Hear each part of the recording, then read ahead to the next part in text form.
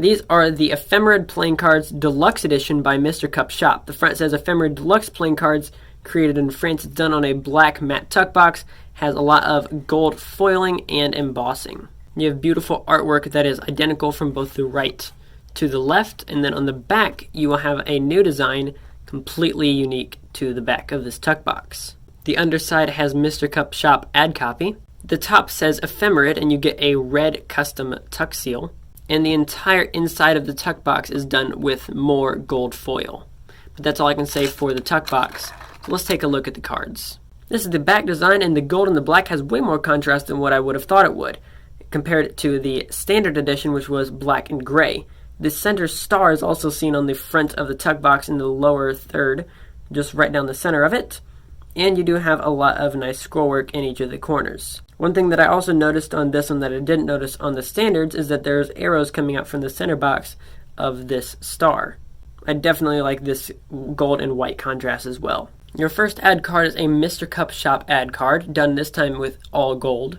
You do get a double backer, although I'm not sure why, considering this deck should never be used for Magic. You get 4 extra cards showcasing the 4 suits, and this time they are all redone with the colors, though this time you have white on gold, gold on white, black on white, and white on black. The gold on white being my favorite, bringing this deck up to 58 cards.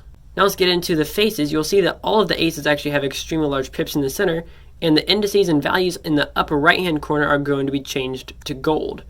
You'll see that for all of the cards done in red, but it's now going to start changing in a moment, and I'll get into the rest of these number cards as well. But you'll see that it actually is not done on the Ace of Clubs. It is on the King of Clubs, not on the Queen of Clubs, on the Jack of Clubs, and then on none of the other numbers for any of the black cards for your clubs here. I do find that extremely strange. And then the same order is going to be done for your diamonds. I do appreciate the fact that some of them were done on something other than the white, just like they did with the 4 extra cards. Now when it comes to this, it is also cool that they have this one little banner up at the top for most of them, but then they start getting rid of it. So you have something for all of the aces, but then I wish they would have continued that throughout each one. I do also like that the number cards are signified for the 6 and the 9, and then you also have the rest of the number cards, just a large center number, and then one of the pips on either side of it. So that's definitely a cool touch that they added to this deck. The other thing is you now have the Ace of Spades, which I do wish would have been a little bit cooler than the rest of them, but again, just personal preference.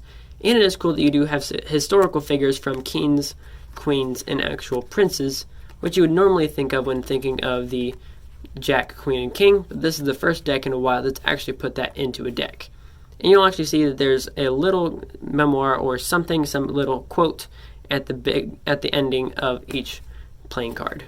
Now I'm not going to go into every single detail about these faces, because if I would, you would be here around 2032.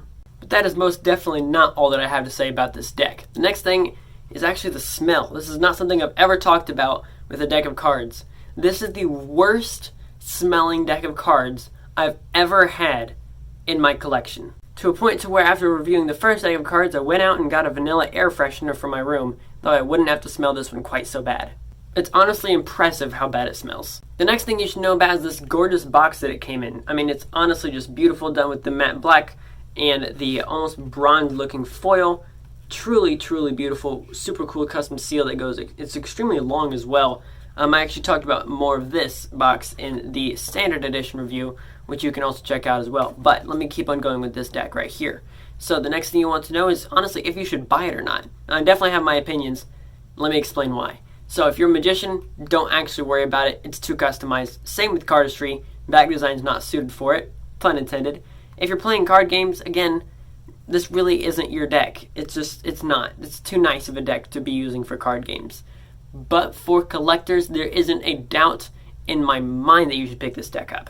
I mean, whether you're wanting to look at the packaging or the tuck box, both being done on the matte black cardstock, and with all the foiling and the embossing and the debossing and the tons of intentionality into the deck, the fact that they upgraded the back design to that way actually has more contrast and is done in gold, which is clearly more luxury, and all the faces are one of the most collector's deck, most, like, it's you know what, here's how I'm going to put it. This is the number 2 collector's deck I have in my entire collection of almost 300 decks of cards. Almost 300 different decks of cards. There's not really any duplicates. So, when I say this is my number 2 deck of collector's deck, I really mean that. This is an amazing deck for collectors. The reason I say it's number 2 instead of number 1, though, is because of honestly a really strange story of how it all happened, but I'll leave it up here on the screen when I get to that point at the end of the video, and you can check it out in the description, because I kind of ruined a multiple $100 deck of cards getting this deck. So, you can listen to that at another time. But, honestly, if you're a collector and you don't have this deck, and you have the ability to pick up this deck, you'd be an idiot not to. This is a collector's deck. Now, is this a hype deck? Definitely not. So, at the end of it all, if you love playing card reviews, collector's decks, and the whole works, this is going to be the channel for you. So make sure to subscribe and ring the bell so you can get notified when these videos drop every single week. Now again, if you want to be able to check out this review right here of the standard edition, or figure out why this deck by Black Roses is actually my number 1 deck in my collection, worth probably $200, how is that possible? You can check out both of those videos right here and right here. Again, if you want to check out these cards, please make sure to check out Mr. Cup's shop in the description below, and I'll catch you guys in the next one. This is Card Perfect, signing off.